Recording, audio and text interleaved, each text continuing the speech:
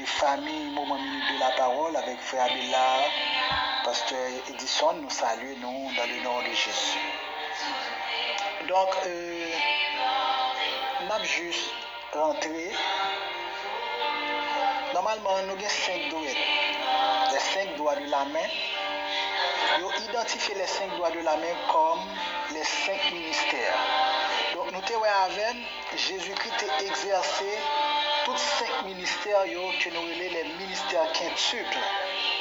Le Seigneur Jésus a exercé tous 5 ministères. Et nous considérons maintenant les 5 doigts de la main comme étant les 5 ministères. D'abord, le pouce qui représentait le ministère de l'apôtre.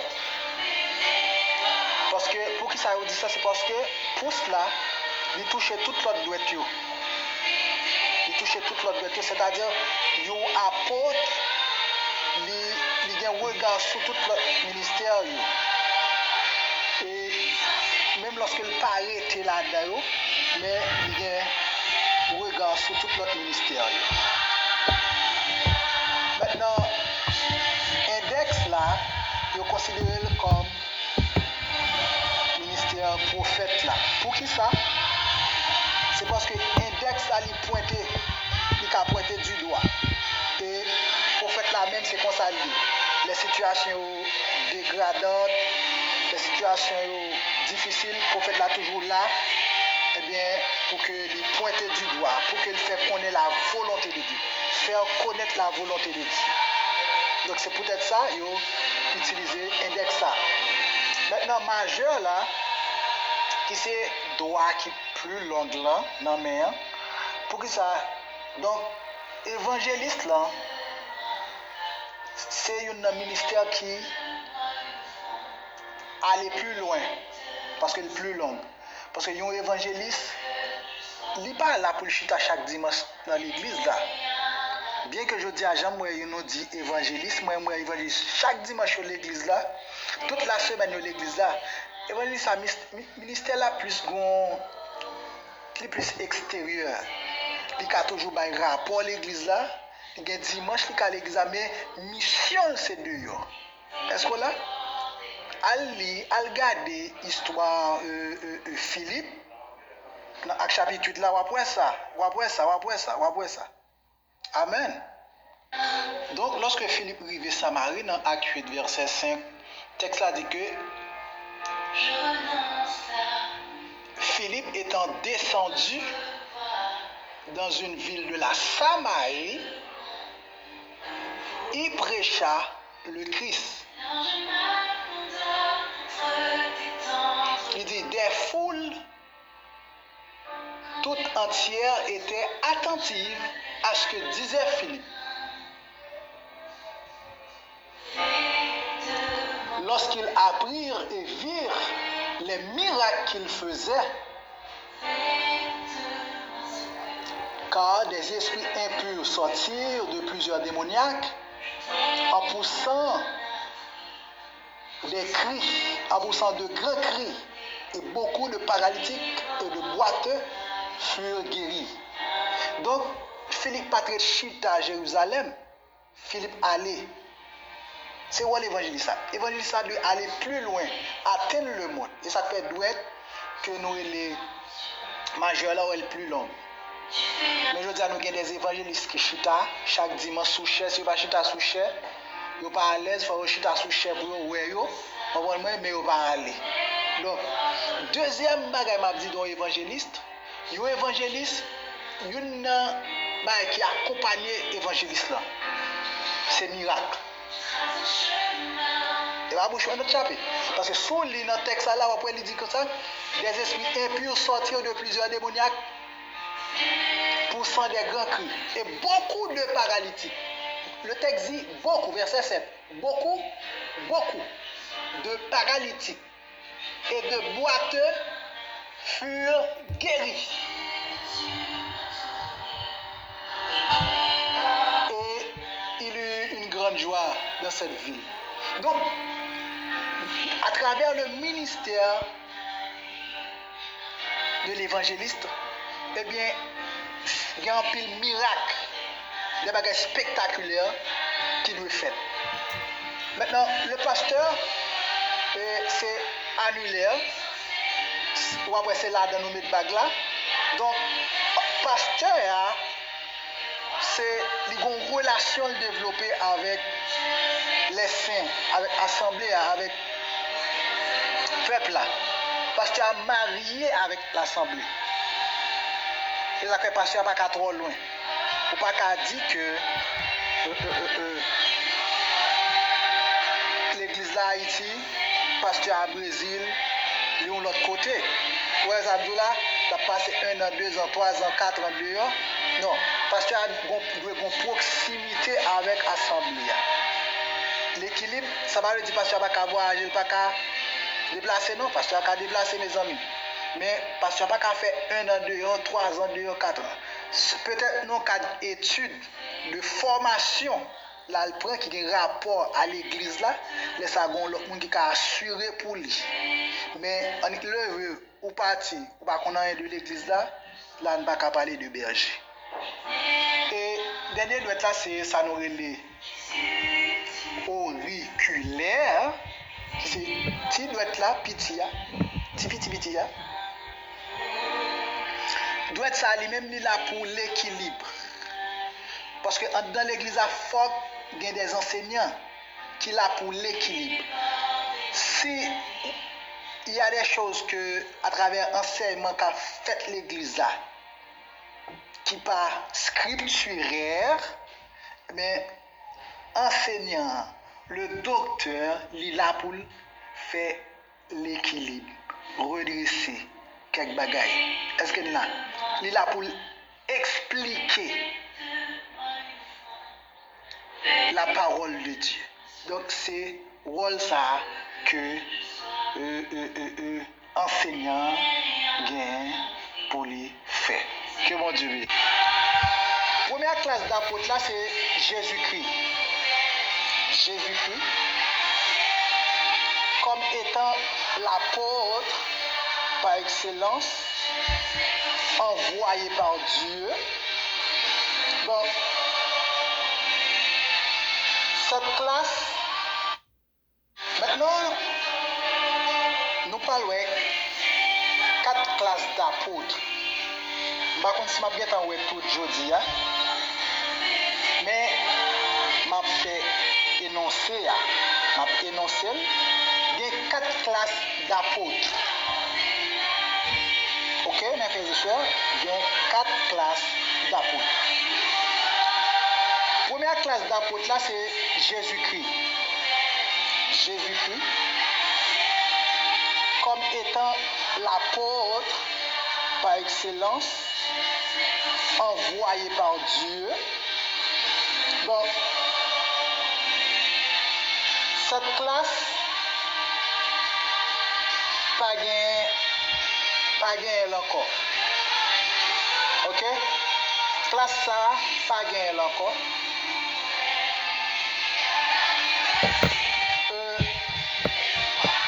J'aime bien dire nous déjà, le mot apôtre qui c'est apostolos, selon Strong, c'est un envoyé, c'est un messager, c'est un ambassadeur. Et nous-mêmes, quand aller plus loin, un apôtre, il a un sens, tout, signification, tout, un délégué.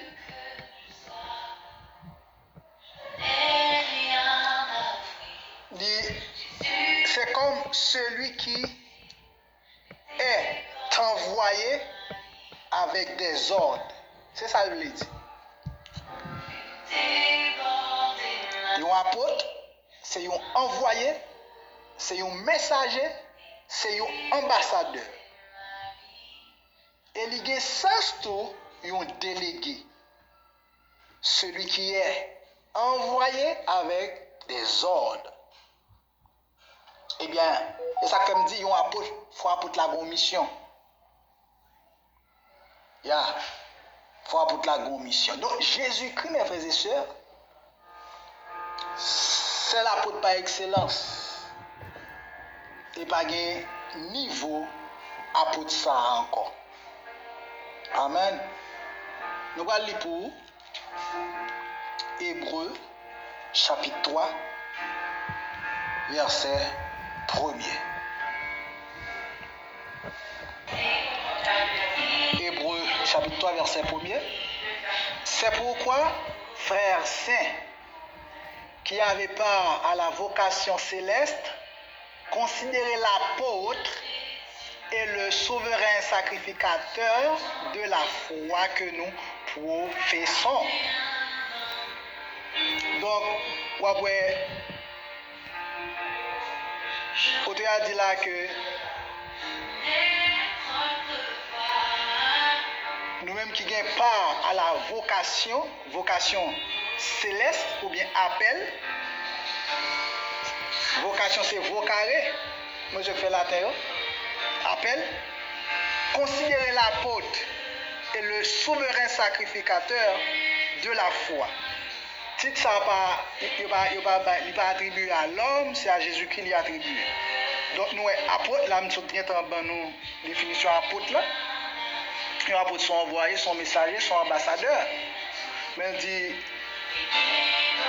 que l'apôtre est le souverain sacrificateur.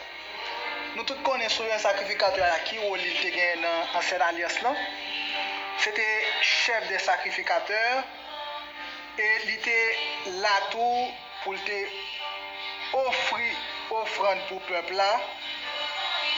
Une fois dans l'année pour faire l'expiation. Amen. Donc, amen. Deuxième classe d'apôtres, c'est ça nous relève, apôtre de l'agneau. Apôtre de l'agneau.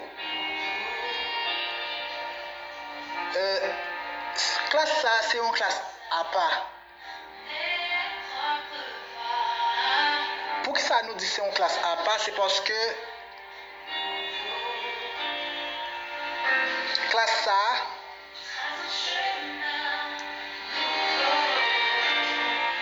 il était accompagné le Seigneur Jésus pendant tout parcours ministériel. Amen. Il est très important, mes frères et sœurs. Groupe ça,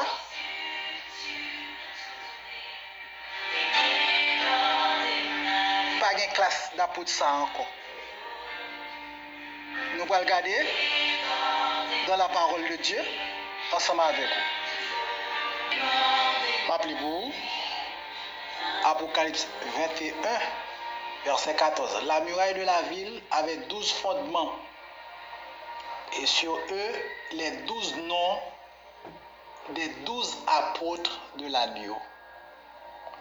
Ici, il a parlé de la ville de Jérusalem, donc qui était gagné, ça n'a brûlé 12 fondements, et sous chaque fondement, il était gravi les 12 noms des apôtres de l'agneau. Donc, amen.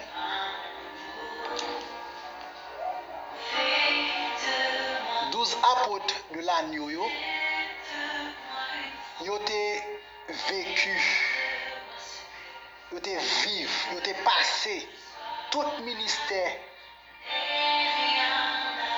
terrestre Jésus avait. Et ils étaient des témoins oculaires de la vie de Jésus. Le miracle il fait, le ministère terrestre, l'arrestation, de la mort, de côté enterré, de résurrection, de glorification. Donc, il y a des témoins oculaires. Pas oublier ça. Donc, 12 apôtres, ça apôtres de l'agneau. Pas de niveau ça encore. Pas d'espèce ça encore. Je dis à on n'est pas capable de dire, il fait partie des 12 apôtres de l'agneau. Amen. On n'est pas qu'à dire que lui-même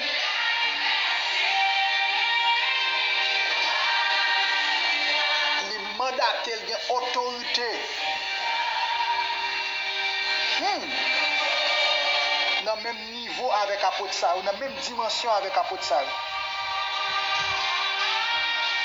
Pour ne pas dire ça, il faut que tu aies un témoin oculaire. Parce que ici, les 12, c'est des apôtres fondateurs. Attendez, moi bien dire. Des apôtres fondateurs. Et pour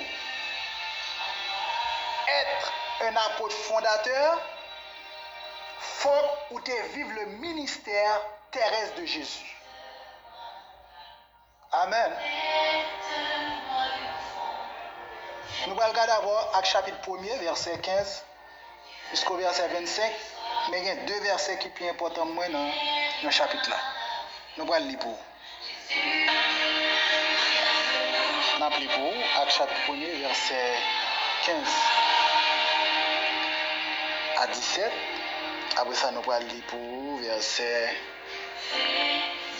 21 à 23. En ce temps-là, Pierre se leva au milieu des frères.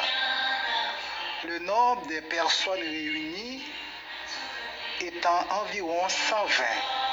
Et il dit, hommes frères, il fallait que s'accomplisse ce que le Saint-Esprit dans l'Écriture a annoncé d'avance par la bouche de David au sujet de Judas, qui a été le guide de ceux qui ont saisi Jésus.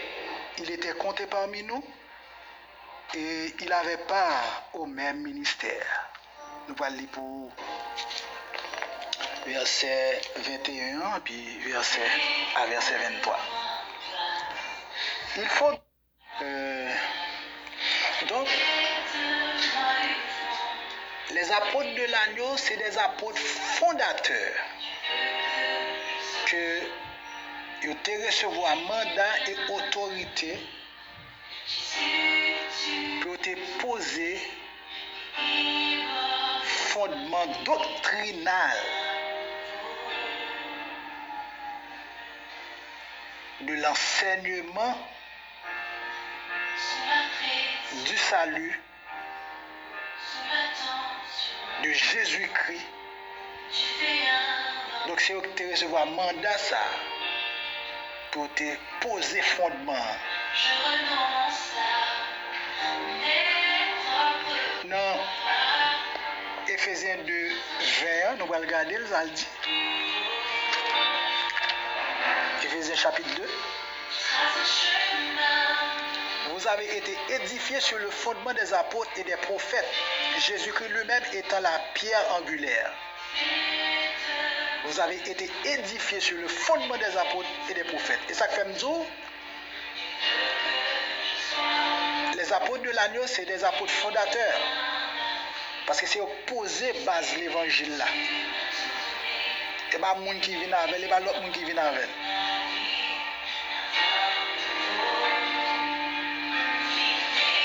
Et permettez-moi de dire ça. Ici, il a parlé de fondement des apôtres et des prophètes. Ici, lorsqu'il a parlé des fondements des apôtres et des prophètes, ici, prophètes, ce n'est pas des prophètes de l'ancienne alliance, il a parlé là. C'est de la nouvelle alliance. Apôtres et prophètes de la nouvelle alliance qui posait base là. Et mes frères et sœurs, il y a qui a une base déjà, qui a une fondation déjà. Est-ce qu'on peut mettre notre fondation sur lui? Non. Il ne faut pas déposer une autre fondation sur lui. Parce qu'il y a une fondation déjà. Donc, base doctrinale de l'église là, eh bien c'est apôtre qui dépose.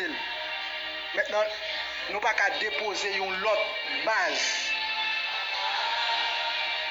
on fait fausse route.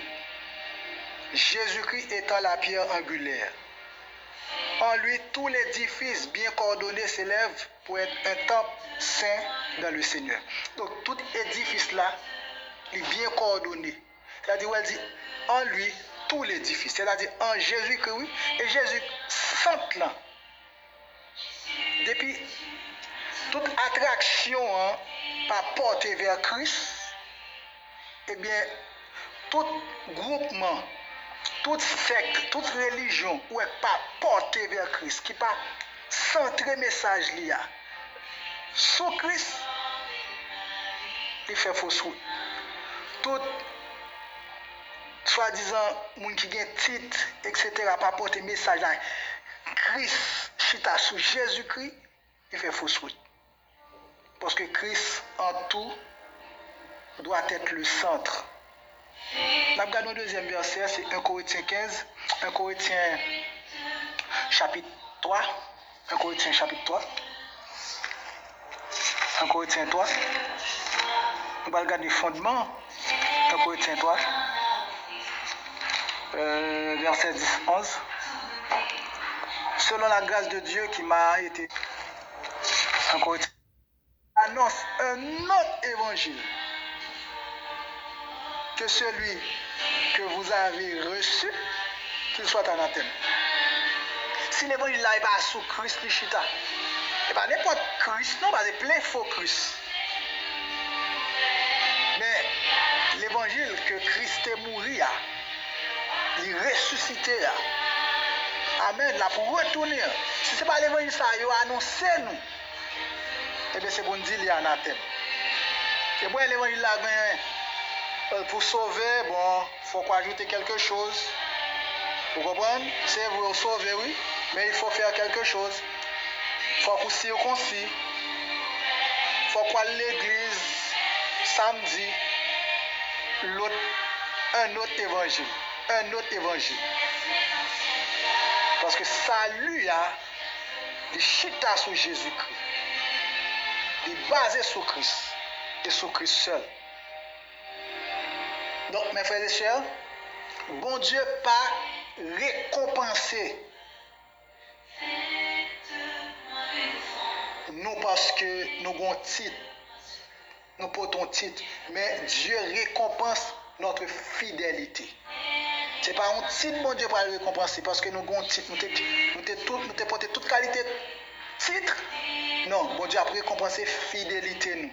Quel que soit fait pour bon Dieu, ou dans la musique, ou dans le ministère d'aide.